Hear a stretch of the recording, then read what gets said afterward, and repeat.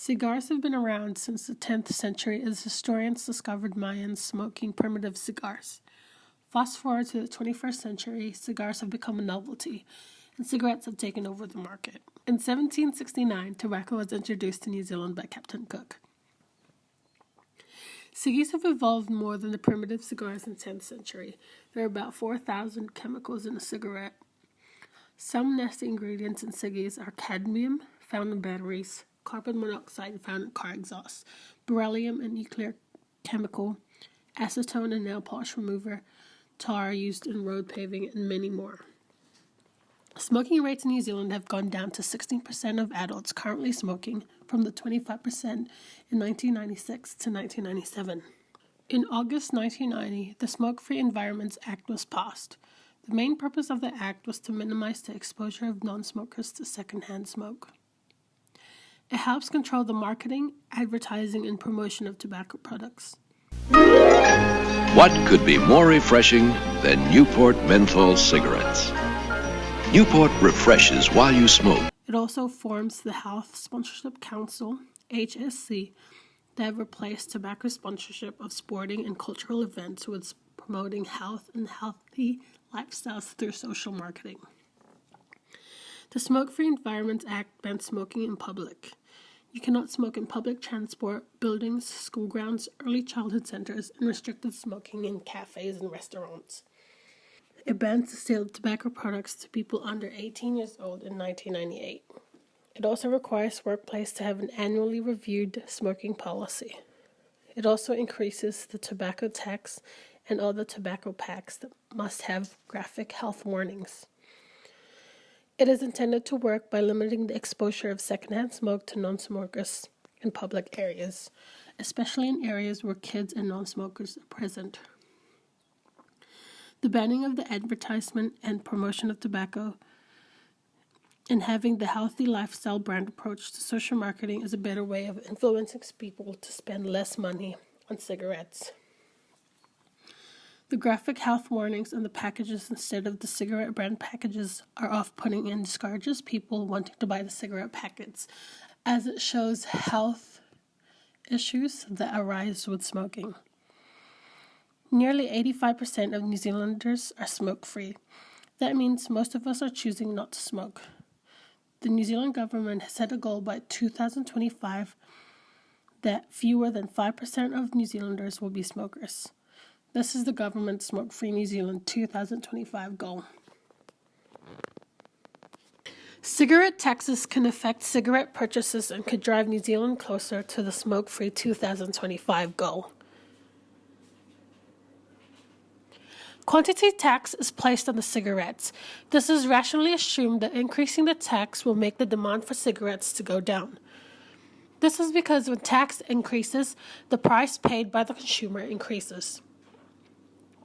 And by basic economic theory, as prices go up, the demand for the good goes down. In this model, it shows economic choice theory when there is an increase of tax placed on cigarettes. The budget constraint is given by PC plus E equals M. M is the income budget, E is the expenditure on other goods that is not cigarettes, C is cigarettes, and P is the price for the cigarettes. This is represented by the blue line in the graph. With a tax increase, like the recent 10% tax increase of cigarettes in New Zealand issued by the Labour government, it is represented by the red line in the graph. This is the new budget constraint line, including the tax increase.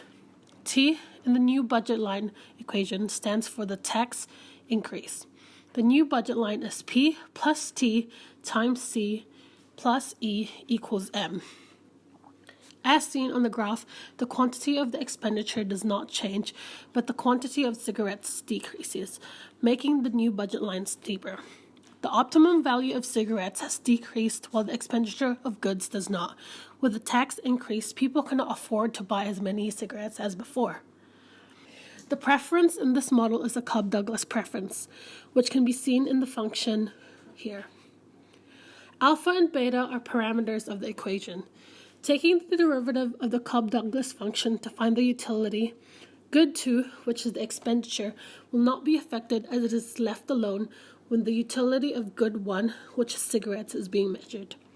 This is why there is no movement of the quantity of the expenditure goods, while the quantity of cigarette goods decreases with a tax increase. This can be seen in the indifference curves. The new indifference curve moves to the left, but the point that is tangent to the budget constraint line still remains the same. Behavioral economics studies how consumers actually make choices. It gives insight from psychology about the choice of consumers. Framing is a type of behavioral economic tool that affects consumer choice. People are strongly affected by the way choices/options are presented or framed to them. This could sway people's choices in the way things are phrased. The type of framing effects that is chosen for this proposed amendment to the Smoke-Free Act is bracketing. Bracketing is understanding the behavior that humans will always choose the default good that they are comfortable with. When faced with making choices in advance, people preferred variety, having more products to choose from than exclusivity. However, when consumers are told to choose/purchase immediately, the product they choose is the one that they are most comfortable or familiar with. Knowing this, the proposed amendment is limiting to 1 pack, 20 cigarettes maximum purchase in New Zealand. This will stop purchases of more than 1 pack of cigarettes at a time and would cut the carton size, which sells 200 cigarettes available for purchase. This is bracketing because it's stopping people from planning on buying cigarettes for the future. This reduces people's need to make choices in advance, meaning that consumers would go for their default cigarette brands, essentially closing the variations of cigarette brands and type. I believe that this would help the New Zealand government reach their goal of Smoke-Free New Zealand 2025, as there is a maximum limit of 20 cigarettes that is available for consumers to buy at a time. It makes them more conscious of their consistent purchases, questioning their behavior, which would hopefully lead to consumers wanting to quit smoking. With consumers purchasing less of cigarettes, stocks in supermarkets, dairies, or liquor shops could be cut down as people are more conscious and not wanting to buy cigarettes.